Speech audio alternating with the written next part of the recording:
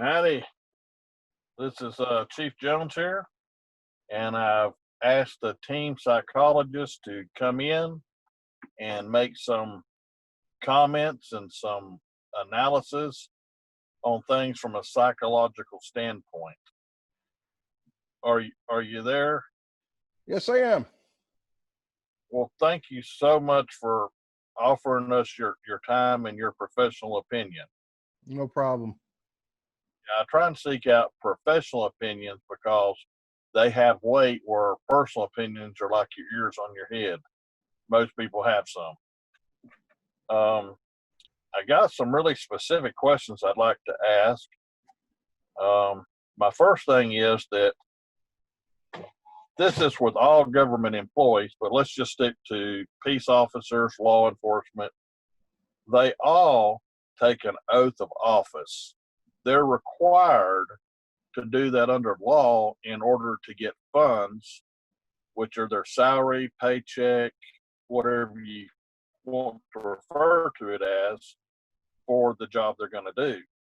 They have to do that to get their funds from the public treasury, from the public trust. They're told at the police academy, off you are becoming, when you take the oath of office, you become an officer of the public trust. Okay. And if you don't do your job or you do it wrong, you're violating the public trust. So, why do you think that many police officers these days take that oath?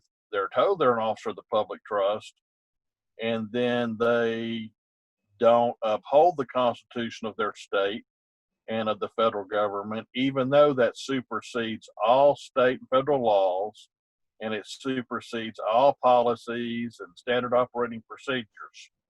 What say you? Well, my opinion is these particular people that became law enforcement officers had their own personal agenda and just used becoming a police officer to further their agenda. They never had any particular intention to do what the law requires of them to do. Well, let me tell you just real quick. I've been to 3 different police academies and a correctional officer academy in my 40 years. And these was in more than one state. And in other words, I find that it's the same across the board with little nuances here and there, but I'm going to say 95% is the same with very few changes from state to state depending on their law. But basically, all of them would teach things like if you use these magic words, I'm in fear of my life, or I was in fear of my life, well, uh, then you're okay. They would sometimes go and say, well, if there's a dozen witnesses in good standing in the community that see you do something and they say, well, you couldn't have been in fear of your life, you might have trouble getting that to fly, but you still say it anyway, and they teach you and train you to say that. And they said, even then, you still have some plausible deniability to the actual facts, meaning your mens rea, your criminal intent wasn't there, that you was in fear of your life. And so long as you was in fear of your life, then you're going to be exonerated. And they're going to say, it doesn't mean you was going to be hurt, harmed, or killed, but it does mean that you thought you was. But they're teaching them to automatically say this no matter what.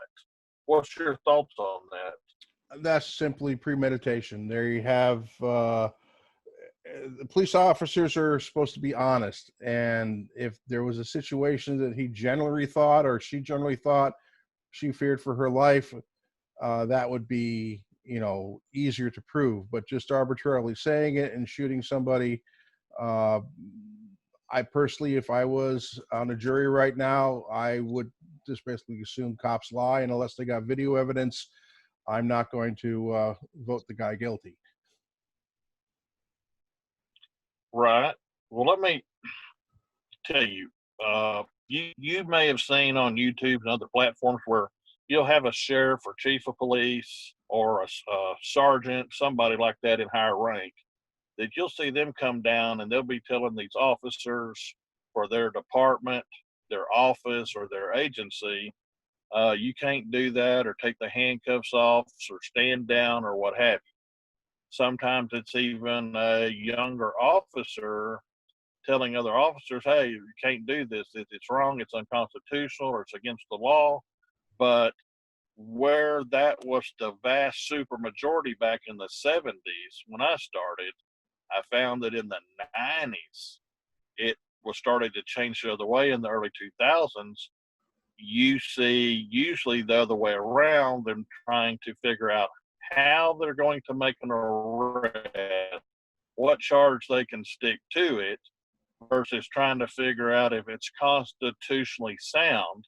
And if the elements of the offense are there, if they are, they ought not to have to sit and conspire and think back and forth. How can we arrest this guy? How can we make this work the way we want it to work? On that. Um, I say the police unions are getting involved in that. They're doing their best to keep bad cops in.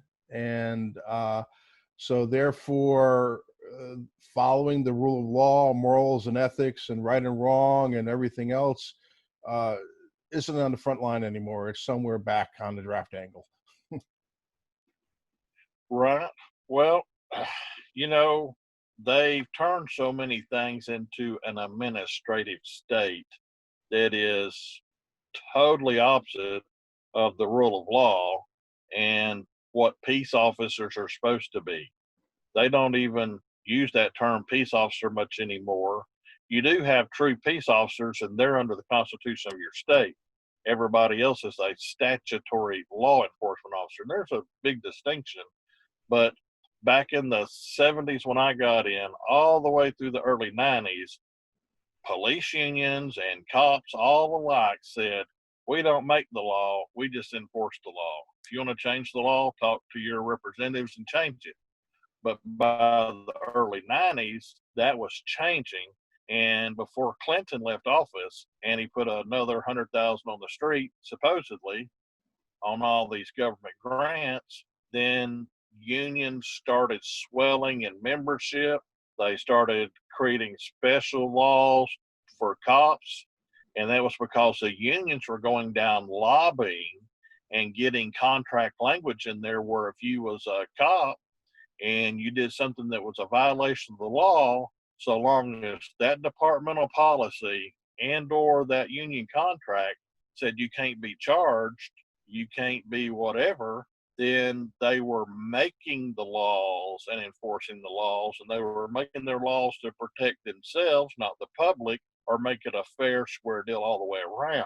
Why do you think that they push so hard for these things to make the law and enforce the law themselves? It's very clear that the police unions have an agenda. And Yes. if you look at their present behavior, their behavior is dominate and control, which makes them more of a police state than a union. They don't take an oath. The union itself doesn't take an oath, but it's filled with officers who have taken an oath. But the union itself is a separate entity. So it's like you climbing in your car or truck. You're a police officer, but your car or truck isn't, but it becomes an accessory to whatever you're doing. And Right. so what I'm saying is there's looking at their behavior, there's a clear agenda. Their behavior is more of that of a police state than a police union. Now, don't get me wrong, I'm not anti-union. Back in my younger days, I was in the union. I was a representative in the union, and I have no problem with the union. But the police union, and particularly the Fraternal Order of Police, are not at all acting like a union. They have an agenda, and if you really want to take an analysis of it, they're following the same path Hitler took to get into power. So they're essentially invading the U.S. on a drip by step rather than a wholesale attack. and eventually they'll overpower politicians and the people, and that's my opinion of what their agenda is. Well, I don't know if you know this, but just say if you're a police union. I don't know about every department, every union, but I do know about some. And when they write up a contract for a specific department that's got over half of the officer agreed to sign up for the union, and then they say that they're representing them, when they write up a contract, they get 10% right off the top. So, say if you're in a large metropolitan area that maybe has a $500 million budget, that union's getting $5 million from that city to administer the contract.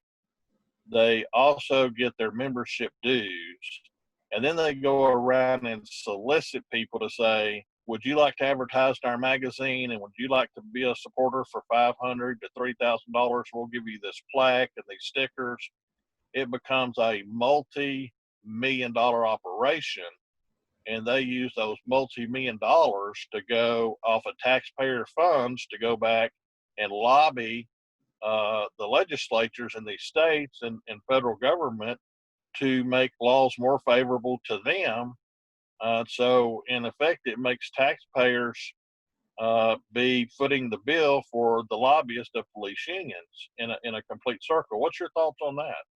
Well, I know for one that if a police officer calls you soliciting funds for the union, people are intimidated. They understand what the behavior of the police are all about, and that if you don't make a contribution, they're going to look to pull you over and do whatever they do that's really not nice to people. So it's a form of intimidation. It's a form of blackmail to some extent, and I think that's why the statistics that I've seen, that police unions are so much stronger than the other unions that are similar for firemen and so on and so forth. There's that factor of intimidation, and they're just playing on it. And I know for one, I'd feel intimidated if a cop called me and said, we'd like you to donate $100, and it's not a matter of choice. They tell you how much they want you to donate. Right. So we get into another question. Do you think psychologically, that's your profession? Do you think if is that a first cousin to bribery? In other words, if you pay the money, we'll let you alone and we'll protect you like the mafioso. It all depends on what is being said. I can't just arbitrarily put it in one category, but Right. if the police officer that's calling soliciting monies is following a written script, that script could be, like I said, I wouldn't say mafia, but essentially it is. It's like it's the same tactic, protection money. It's kind of like what do you want to call it? The lamb's blood on your door on Passover. You pay us, we'll give you a sticker, we won't bother you. You know. Right. Well, let me ask another question in that area. Say if the local Boy Scouts have an association and they call you and say, can we put you down for $100 a month and pit that against a local police union?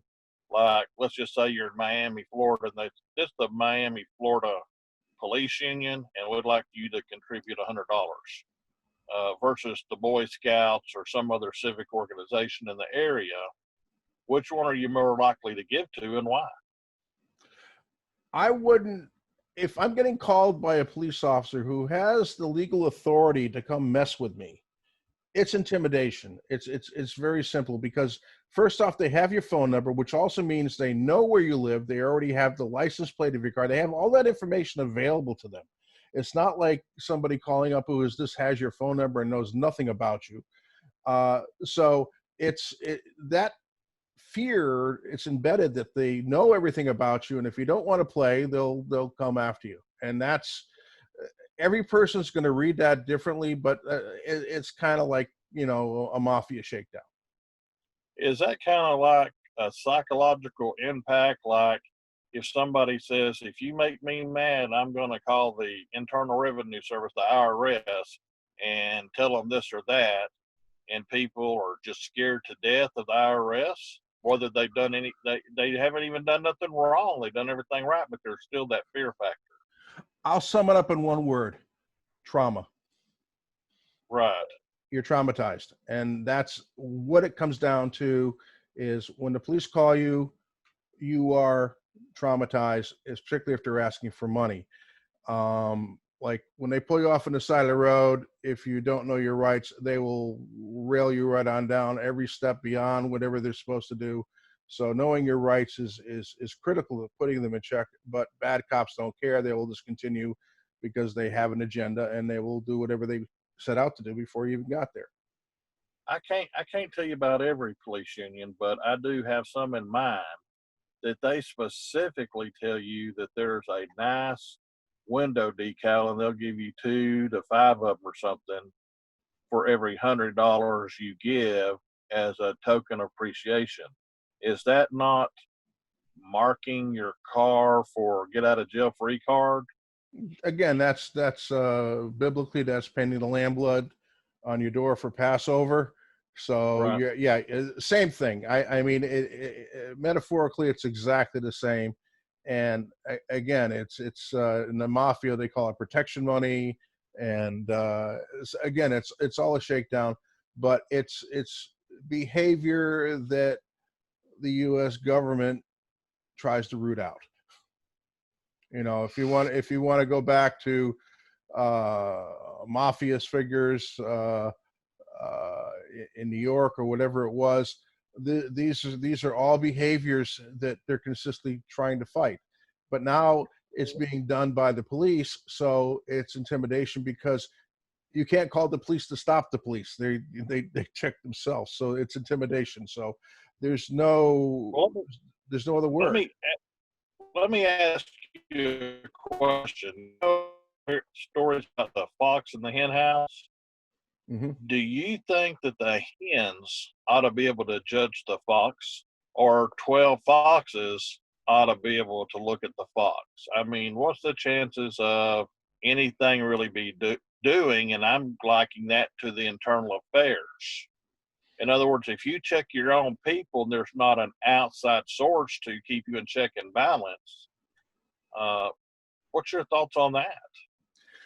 Again, I think this is police union contract driven, and it's all self-serving, and it all suits their agenda. So if they get to check themselves and everybody's on board, and you're playing intimidation games to get people to follow you, meaning the people you're asking to help know that you can mess with them, that's intimidation. If it was your neighbor coming up to you and asking you for $100 because he was in the pits and needed some money, that's different. Out of the kindness of your heart, you might throw him $100 and say, "Don't bother paying me back." But this does not fly, and particularly with you indicating they make so much money anyways. Why do they need this extra money? Well, for lobbying, they're Yeah. lobbying cities. They lobby, your local legislature in your city and county. They lobby the state. Mm-hmm. They lobby the Congress, and they spend hundreds of thousands and even millions of dollars on these things. Mm-hmm. Uh, and many times, there's laws that say you can't take people on these vacations and you can't do this, that, and the other. But these reps have reimbursement costs, and they quite frequently take people golfing or to uh, the Bahama Islands or other places. Mm-hmm. And these sometimes they have banking offshore as well, Mm-hmm. or they do it in petty cash. But let's just say the petty cash store's got $10,000 in it. Well, that ain't really petty cash, but they take these people down and wine them and dine them and take them to nice resorts and give them gambling money and all sorts of things that ain't on the books. And then they mysteriously get their vote when they come back. And so on the books for the union, if they're audited, which they're not, I've never known a police union to be audited. but maybe I'm wrong. Maybe somebody has, Yeah. but I've never known of one. Oh, And like so the money looks like it's going one way, but it's really going another. right. And again, this is all what you started off at the beginning of the video, that there's things going on. And I understand the purpose of this video is to kind of open people's eyes to what's really going on, to show the underlying narratives and what's happening. And you know, I think we've kind of covered that Yeah. to this extent. And you know, we could ramble on forever, but I think we've covered the point for this right about now. Okay, let me just say this here. I know police unions and certain individuals within there have said um, they're not scared of the IRS. I said, you're the only association, only corporation, only body of entity that ain't scared of the IRS. And they basically they don't want to mess with us. They think they're above the law. They act like they're above the law. And in today's society, they're being treated like they're above the law most of the time, which is crazy. Right. And that's just, you know, reflective. You know, it's very difficult to get a cop convicted. But in the current climate over the last few weeks or since the beginning of the month, things have taken a drastic change. And I think the political environment is very different than it was 45 days ago. So maybe Yeah. something will happen. Well, I got to tell you, thank you so very much for your time. And hopefully you'll agree to do some more question and answers with me. So you have a law enforcement practitioner's opinion and a psychological analysis opinion that's non-political, non-biased. It's just stating hard, cold facts. Correct. Thank you, sir. Thank you.